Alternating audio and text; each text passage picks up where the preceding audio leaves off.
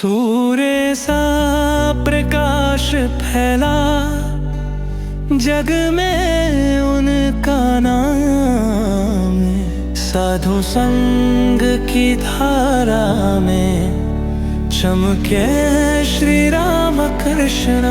श्री राम कृष्ण वचनामृत episode number 27 क्रमशः। Master जहाज में खड़े खड़े यह समाधि चित्र देख रहे हैं।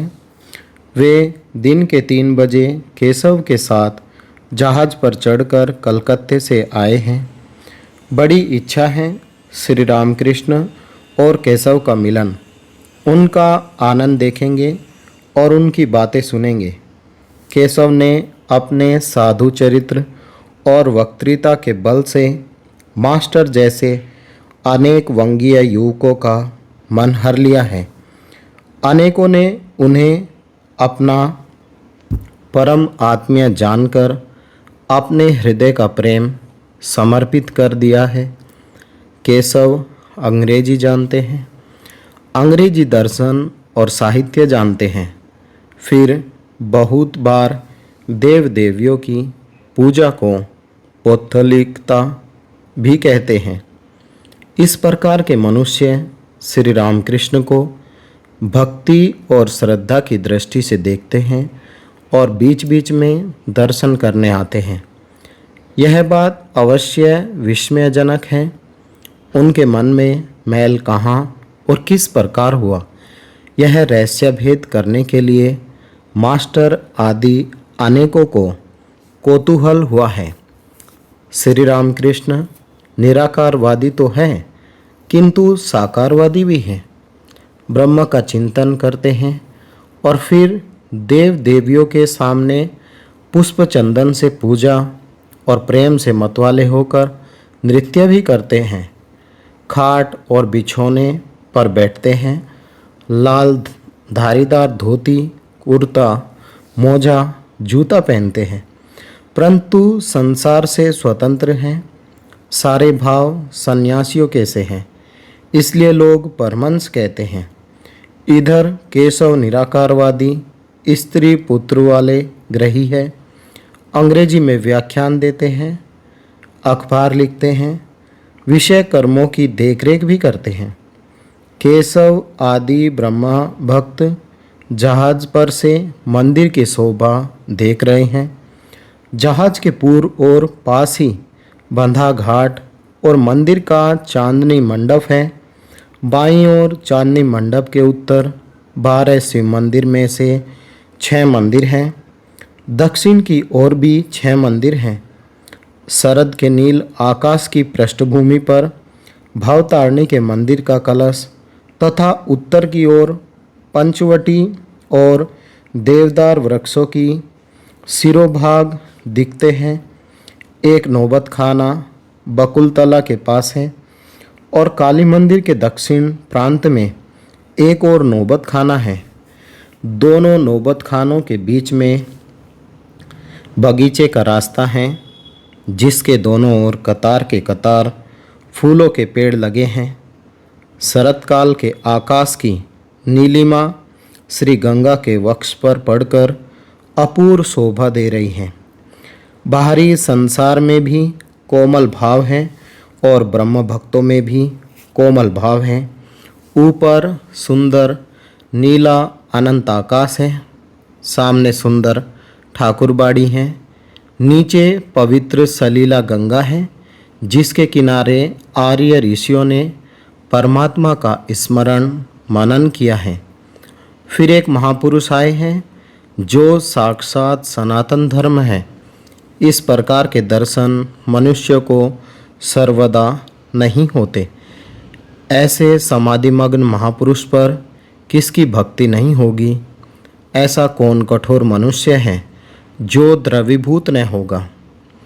नंबर 2, वासांसि जीर्णानि यथा विहाय नवानि गृह्णाति नरोपराणि तथा शरीराणि विहाय जीर्णानि अन्यानि संयाति नवानि देहि। श्रीमद् भगवत गीता अध्याय 2 श्लोक नंबर 22। समाधि में आत्मा अविनश्वर है। पवहारी बाबा। नाव आकर जहाज से लगी। सभी श्री रामकृष्ण को देखने के लिए उत्सुक हो रहे हैं। अच्छी भीड़ है।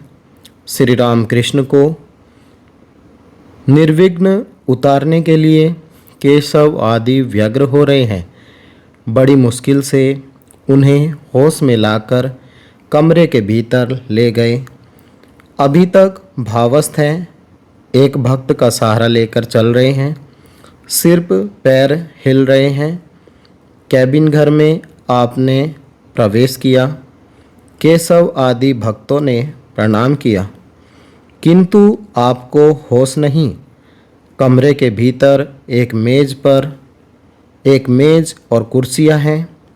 एक कुर्सी पर श्री रामकृष्ण बैठाए गए, एक पर केशव बैठे, विजय बैठे। दूसरे भक्त फर्श पर जहाँ जगह मिली वहीं बैठ गए। अनेक मनुष्यों को जगह नहीं मिली। वे सब बाहर से झांक झांक कर देखने लगे। श्री रामकृष्ण बैठे हुए समाधिस्थ हो गए। संपूर्ण बाह्य ज्ञान शून्य। सभी एक नज़र से देख रहे हैं।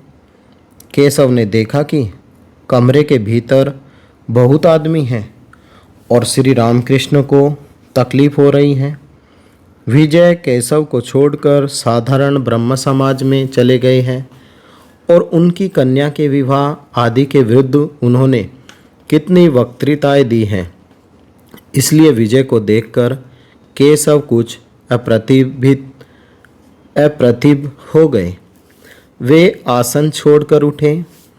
कमरे के झरोखे खोल देने के लिए ब्रह्म भक्त टकटकी लगाए श्री रामकृष्ण को देख रहे हैं।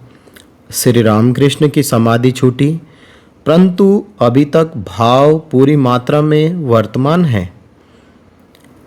श्री रामकृष्ण आप अष्टपुष्ट स्वरों में कहते हैं, माँ मुझे यहाँ क्यों लाई? मैं क्या इन लोगों की घेरे के भीतर से रक्षा कर सकूँगा? श्री रामकृष्ण शायद देख रहे हैं कि संसारी जीव घेरे के भीतर बंद हैं, बाहर नहीं आ सकते, बाहर का उजेला भी नहीं देख पाते हैं। सबके हाथ पैर सांसारिक कामों से बंधे हैं। केवल घर के भीतर की वस्तु उन्हें देखने को मिलती है। वे सोचते हैं कि जीवन का उद्देश्य केवल शरीर सुख और विषय कर्म, काम और कांचन है। क्या इसलिए श्री रामकृष्ण ने कहा, माँ मुझे यहाँ क्यों लाई?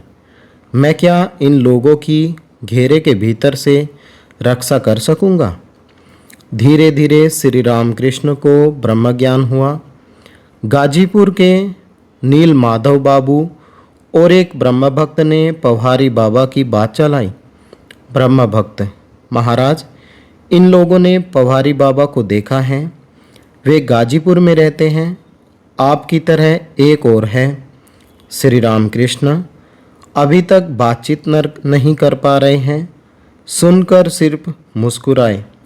ब्रह्म भक्त श्री रामकृष्ण से, महाराज पवहारी बाबा ने अपने कमरे में आपका फोटोग्राफ रखा है। श्री रामकृष्ण जरा हंसकर अपनी देह की ओर उंगली दिखाकर बोले, यह गिलाफ। नंबर 3। यत् सांख्ये प्राप्यते स्थानं तद्योगेरपि गम्यते एकं सांख्यं च योगं च य पश्यति च पश्यति। श्रीमद्भगवत गीता अध्याय 5 श्लोक नंबर 5। ज्ञान योग, भक्ति योग तथा कर्मयोग का समन्वय। तकिया और उसका गिलाफ, देही और देह। क्या श्री रामकृष्ण कहते हैं कि देह नश्वर है, नहीं रहेगी? देह के भीतर जो देही है वह अविनाशी है। अतएव देह का फोटोग्राफ लेकर क्या होगा? देह अनित्य वस्तु है, इसके आदर से क्या होगा? बल्कि जो भगवान अंतर्यामी हैं, मनुष्य के हृदय में विराजमान हैं, उन्हीं की पूजा करनी चाहिए। श्री रामकृष्ण कुछ प्राकृतिस्थ हुए। आज का पाठ यहीं तक। ओम निरंजनम नित्यमनंतरूपम भक्तानुकंपाधृतविग्रहं वे ईशावतारं परमेशमीड्यं तं रामकृष्णं शिरसा नमामि। जय श्री राम कृष्ण।